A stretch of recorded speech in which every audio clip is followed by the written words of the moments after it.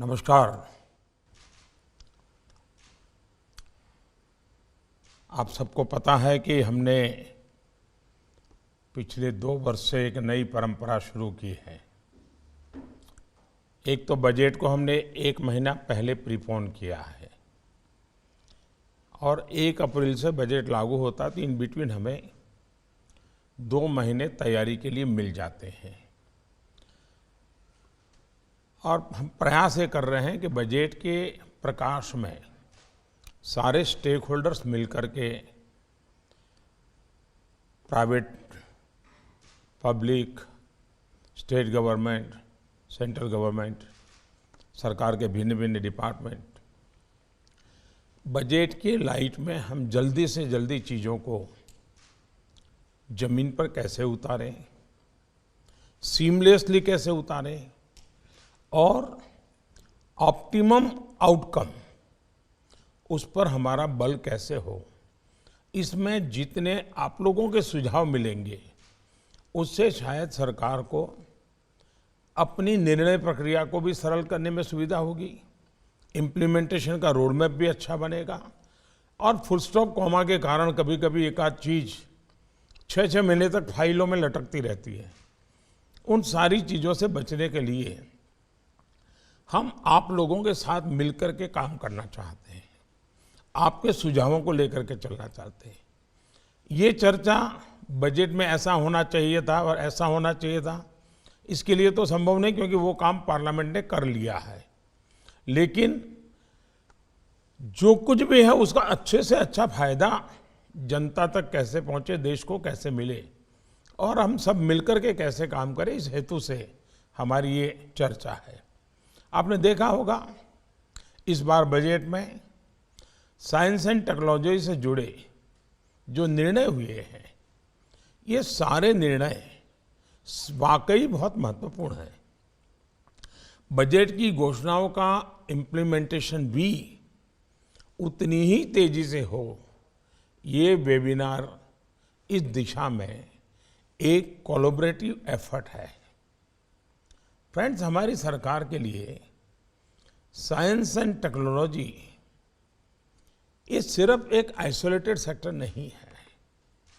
आज इकोनॉमी की फील्ड में हमारा विजन डिजिटल इकोनॉमी और फिनटेक जैसे आधारों से जुड़ा है।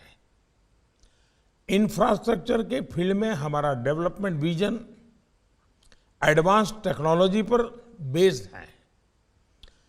पब्लिक सर्विसेज और लास्ट माइल डिलीवरी भी अब डेटा के जरिए डिजिटल प्लेटफॉर्म से जुड़ रही है। हमारे लिए टेक्नोलॉजी देश के सामान्य से सामान्य नागरिक को एम्पावर करने का एक सशक्त माध्यम है। हमारे लिए टेक्नोलॉजी देश को आत्मनिर्भर बनाने का प्रमुख आधार है। और जब मैं भारत के आत्मनिर्भरता की बात करता हूं तो आज भी आपने अमेरिका के राष्ट्रपति बाइडेन का भाषण सुबह सुना होगा। उन्होंने भी अमेरिका को आत्मनिर्भर बनाने की बात कही है। अमेरिका में मेक इन अमेरिका के लिए उन्होंने आज बड़ा जोर दिया है। और इसलिए हम जानते हैं कि दुनिया में जो नई व्यवस्थाएं बन रही है उसमें हमारे लिए भी बहुत आवश्यक है कि हम आत्मनिर्भरता करके आगे बढ़े। और इस बजट में उन चीज़ों को बल दिया हुआ आप देखते होंगे। फ्रेंड्स, इस बार हमारे बजट में सनराइज सेक्टर्स पर खास जोर दिया गया है। आर्टिफिशियल इंटेलिजेंस, जियो स्पेशल सिस्टम्स, ड्रोन से लेकर सेमीकंडक्टर्स और स्पेस टेक्नोलॉजी तक, जीनोमिक्स, फार्मास्यूटिकल्स और क्लीन टेक्नोलॉजी से लेकर 5G तक, ये सभी सेक्टर्स आज देश की प्राथमिकता है। बजट में सनराइज सेक्टर्स के लिए थीमेटिक्स फंड को भी प्रमोट करने की बात कही गई है। आप जानते हैं कि बजट में इसी साल 5G स्पेक्ट्रम के ऑक्शन को लेकर बहुत स्पष्ट रोड मैप बताया गया है। देश में स्ट्रांग 5G इकोसिस्टम ने इसे जुड़ी हुई डिजाइन लेड मैन्युफैक्चरिंग के लिए भी बजट में PLI स्कीम्स प्रपोज की गई है। मैं अपने प्राइवेट सेक्टर को विशेष तौर पर आग्रह करूंगा कि इन फैसलों से जो नई संभावनाएं बन रही है उस पर डिटेल डिस्कशंस आप लोग जरूर करें और कॉन्क्रीट सुझावों के साथ हम एक सामूहिक प्रयास से आगे बढ़े। साथियों, कहा जाता है कि science is universal but technology must be local. Science के सिद्धांतों से हम परिचित हैं, लेकिन टेक्नोलॉजी का उसका ज्यादा से ज्यादा इस्तेमाल ईज ऑफ लिविंग इसके लिए कैसे करें, हमें इस पर भी जोर देना होगा। आज हम तेजी से घरों का निर्माण कर रहे हैं। रेल, रोड, एयरवे, वाटरवे और ऑप्टिकल फाइबर भी अभूतपूर्व निवेश हो रहा है। इसमें और गति लाने के लिए PM गति शक्ति के विजन के साथ हम आगे बढ़ रहे हैं।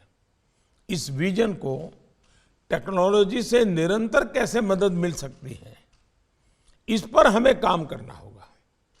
आपको पता है कि हाउसिंग सेक्टर में देश के 6 बड़े लाइट हाउस प्रोजेक्ट्स पर काम किया जा रहा है।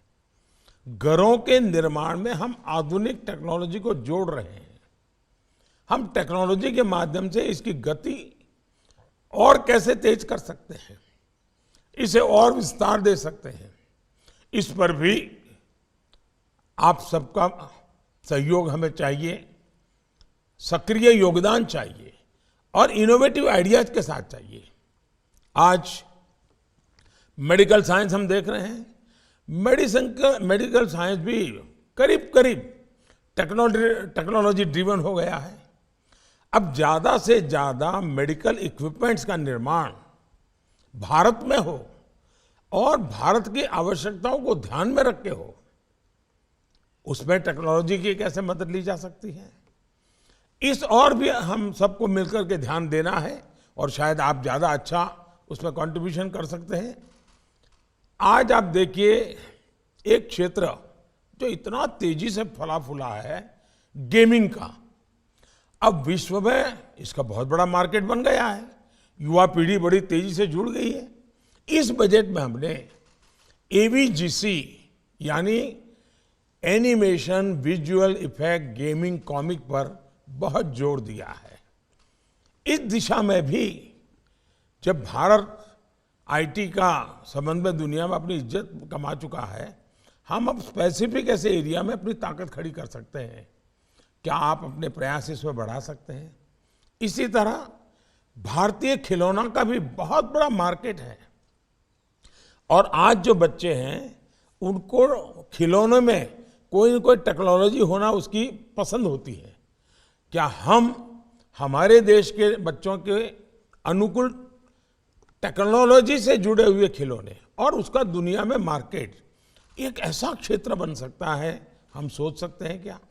ऐसे ही कम्युनिकेशन सेक्टर में नई टेक्नोलॉजी लाने के लिए भी हम सबको हमारे प्रयासों को और अधिक गति देने की जरूरत है।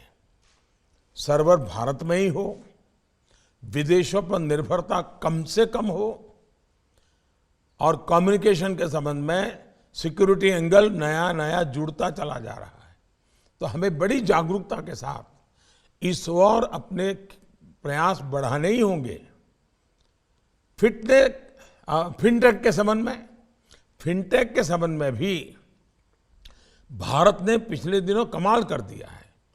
लोग मानते थे कि हमारे देश में ये क्षेत्र में कैसे बढ़ा, लेकिन मोबाइल फोन से भी फाइनेंशियल एक्टिविटी में जिस प्रकार से हमारे गांव भी जुड़ रहे हैं, इसका मतलब हुआ फिनटेक में भी ज्यादा से ज्यादा आधुनिक टेक्नोलॉजी का समावेश आज हमारे लिए समय की मांग है।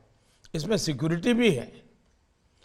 फरवरी 2020 में देश ने जियो स्पेशल डेटा को लेकर पुराने तौर तरीके बदल दिए हैं। इससे जियो स्पेशल के लिए infinite new possibilities, new opportunities open हुई है। हमारे प्राइवेट सेक्टर को इसका पूरा लाभ उठाना चाहिए। साथियों, कोविड के समय हमारी सेल्फ सस्टेनेबिलिटी से लेकर वैक्सीन प्रोडक्शन तक हमारी रिलायबिलिटी को दुनिया ने देखा है। इसी सक्सेस को हमें हर सेक्टर में रिप्लिकेट करना है। इसमें हमारी इंडस्ट्री की, आप सबकी बहुत बड़ी जिम्मेदारी है। देश में एक रोबस्ट डेटा सिक्योरिटी फ्रेमवर्क भी बहुत जरूरी है। डेटा का ज्यादा से ज्यादा लाभ उठाने के लिए डेटा गवर्नेंस भी आवश्यक है। ऐसे में इसके स्टैंडर्ड्स और नॉर्म्स भी हमें सेट करने होंगे। हम इस दिशा में कैसे आगे बढ़े, आप सभी मिलकर एक रोड मैप तैयार कर सकते हैं। फ्रेंड्स, आज भारत के पास दुनिया का तीसरा सबसे बड़ा और फास्टेस्ट ग्रोइंग स्टार्टअप इकोसिस्टम है। मैं अपने स्टार्टअप्स को भरोसा देना चाहता हूं कि सरकार उनके साथ पूरी शक्ति से खड़ी है।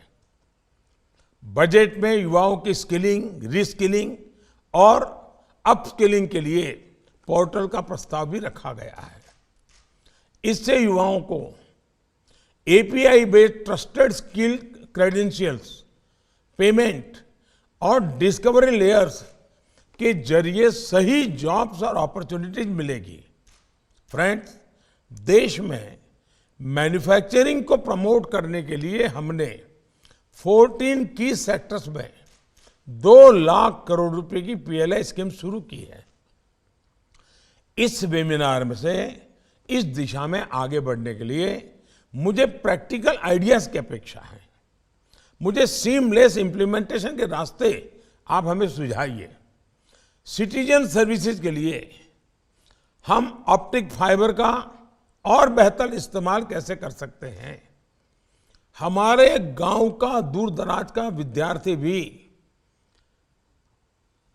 हिंदुस्तान की टॉप मोस्ट एजुकेशन सिस्टम का लाभ इस टेक्नोलॉजी के माध्यम से अपने घर में कैसे ले सकता है, मेडिकल सेवाएं कैसे ले सकता है, एग्रीकल्चर में इनोवेशन का लाभ किसान, मेरा छोटा किसान कैसे ले सकता है। जब उसके हाथ में मोबाइल है, दुनिया में सारी चीजें अवेलेबल हैं, हमें इसको सीमलेसली कनेक्ट करना है। मैं चाहता हूं इसके लिए मुझे आप सभी महानुभावों से इनोवेटिव सुझाव की जरूरत है। साथियों, ई वेस्ट जैसी टेक्नोलॉजी से जुड़ी जो चुनौतियां विश्व के सामने हैं, उनका समाधान भी टेक्नोलॉजी से ही होगा। मेरा आपसे विशेष आग्रह है कि इस वेबिनार में आप सर्कुलर इकोनॉमी, ई वेस्ट मैनेजमेंट और इलेक्ट्रिक मोबिलिटी जैसी सॉल्यूशन पर भी फोकस करें, देश को निर्णायक समाधान दें। मुझे पूरा भरोसा है आपके प्रयासों से देश अपने लक्ष्यों तक जरूर पहुंचेगा। और मैं फिर से कहूंगा, ये वेबिनार सरकार की तरफ से आपको ज्ञान परोसने का नहीं है।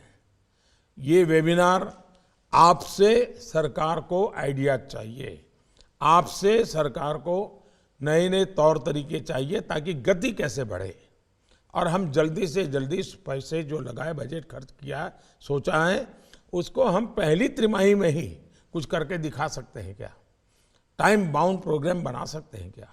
मुझे विश्वास है आप इस फील्ड में हैं, आपको हर बारीकियों का पता है, कहाँ कठिनाइयाँ हैं उसका पता है, क्या करने से अच्छे तरीके से हो सकता है, तेज गति से हो सकता है, आपको सब पता है। हम मिलकर बैठ करके इसको आगे बढ़ाना चाहते हैं। मैं आपको इस वेबिनार के लिए बहुत बहुत शुभकामनाएं देता हूं। धन्यवाद।